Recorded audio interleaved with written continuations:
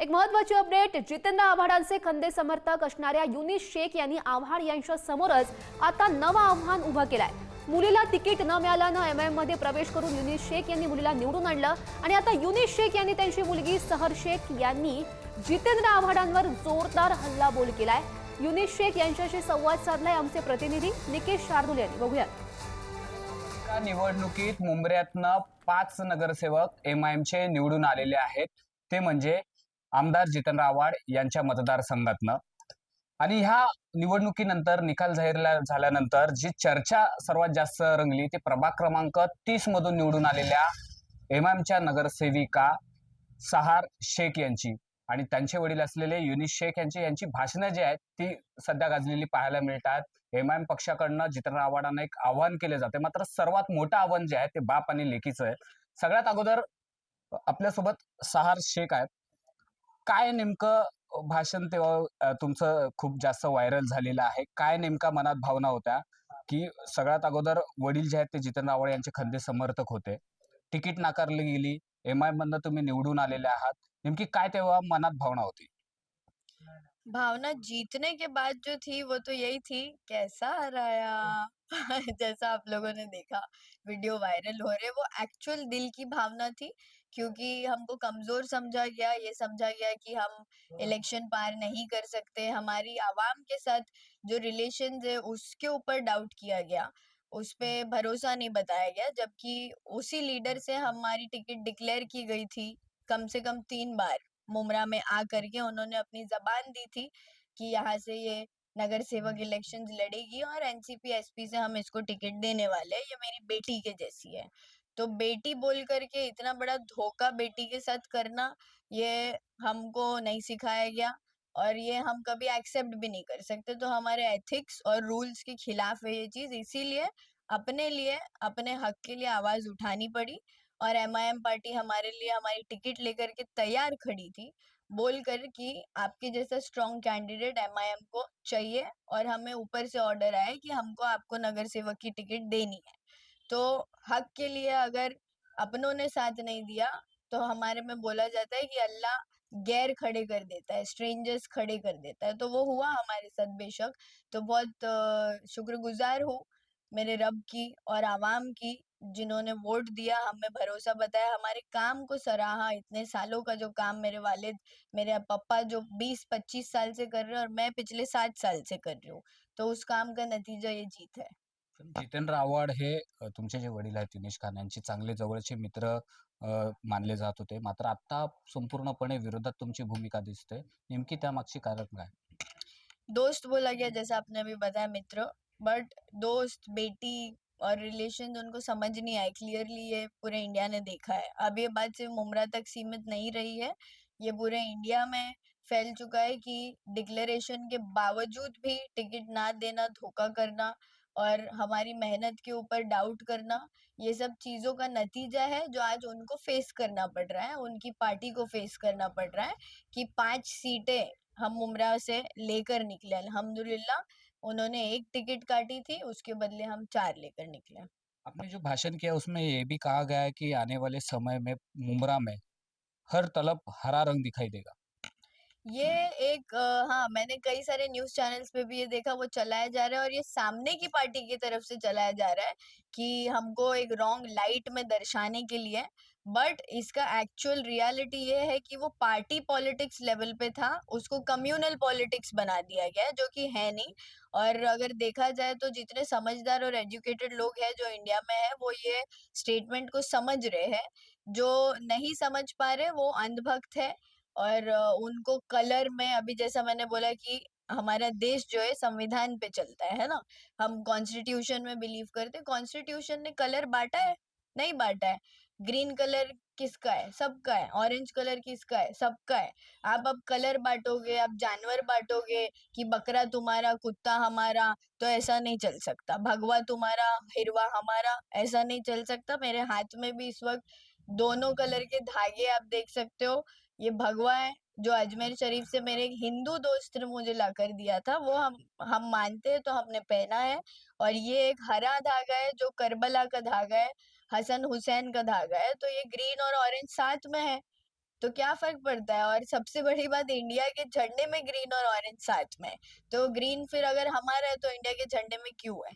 तो ये जो लोग फैला रहे, मैं उनसे बोलना चाहती हूँ कि प्लीज अपनी सोच को थोड़ा बढ़ाओ, कलर को किसी रिलीजन पे और कम्युनिटी पे सीमित ना करो, क्योंकि अगर हम ये सब बातें करेंगे तो आने वाला फ्यूचर भी खराब हो जाएगा इसकी वजह से। और कम्युनल झगड़े जो होते हैं वो यही सब टॉपिक ठाणे महापालिका झगड़े जो होते हैं वो यही सब टॉपिक्स की वजह से होते हैं। राजकारणाच्या अगोदर तुम्ही उच्च शिक्षण घेत होतात, मात्र ते अर्धवट सोडून राजकारणात येण्याचं कारण काय? काय निर्णय, कसा निर्णय घेतला?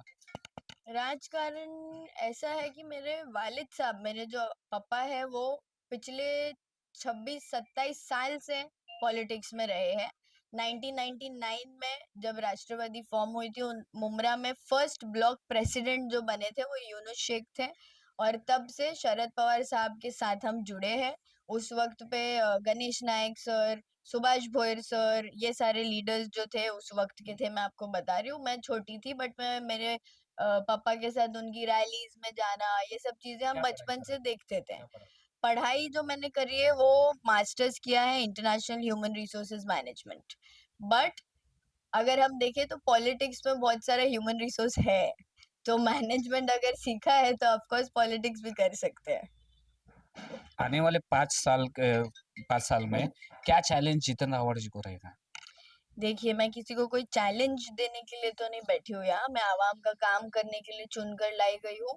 तो मैं आवाम का काम करने में बिलीव करती हूँ। बिना इलेक्शन लड़े हुए भी हम वही सब कर रहे थे।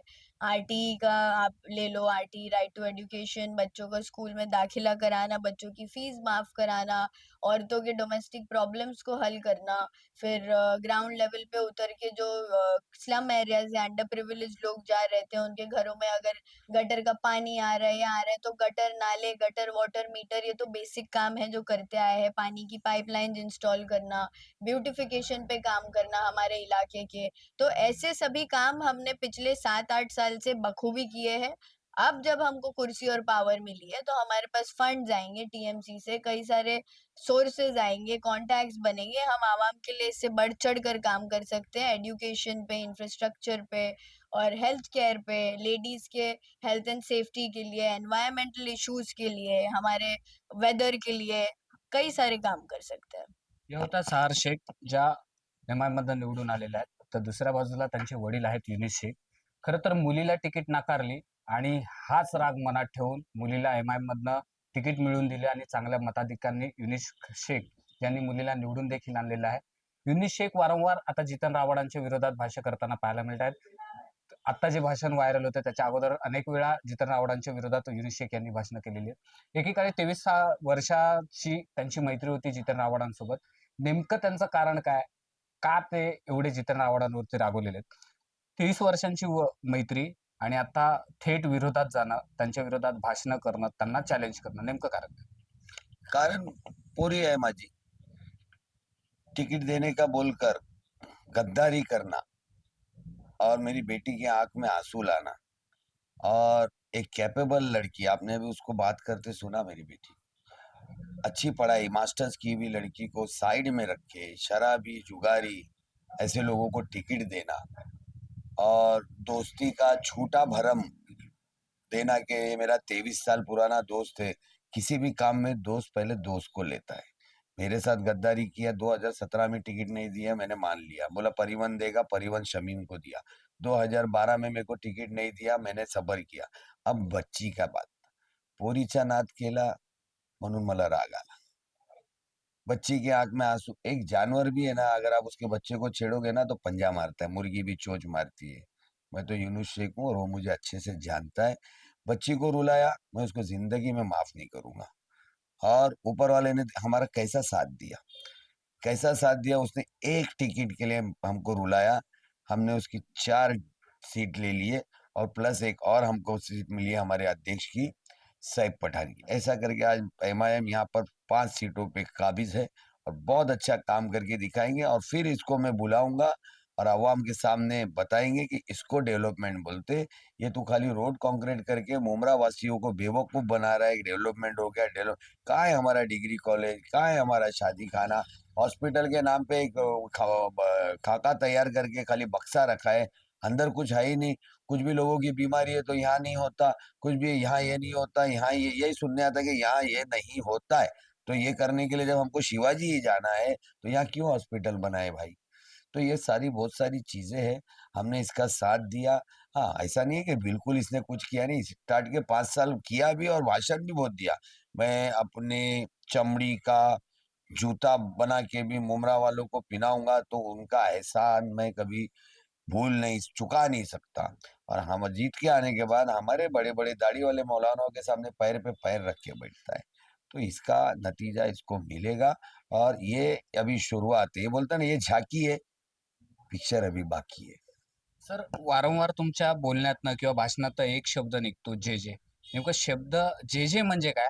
आणि दुसरं म्हणजे जो काही तुम्ही चॅलेंज केलेलं की ज्या प्रभागामधनं तुमचे एमआयएमचे नगरसेवक निवडून आले, त्या ठिकाणी इंटरफेअर करू नका वगैरे असं काही चॅलेंज. जे म्हणजे असं आहे का झुटा जितेंद्र नेमकी झूट बोलतोय. नजीम मुल्लाच्या भाषणात पहा तुम्ही, नजीम मुल्लाच्या बाईटला पहा तुम्ही, नजीम मुल्ला काय सांगतो, क्या हम ये झूठा आमदार है, बाकी पक्ष के नगर सेवक देखो आप इसको झूठा बोलते। आज इसने हमारे साथ भी वो करके दिखा दिया। सुबह 6 बजे तक हमको टिकट देता हूँ। वो मनोज प्रधान रात को 3 बजे फोन करा, मैं उसको मैं बोला क्या हुआ? बोलता है तुम्हारा ही काम कर रहा हूँ।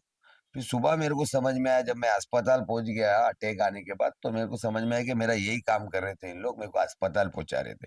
और पक्ष में था ना, मैंने पक्ष से रिजाइन नहीं दिया।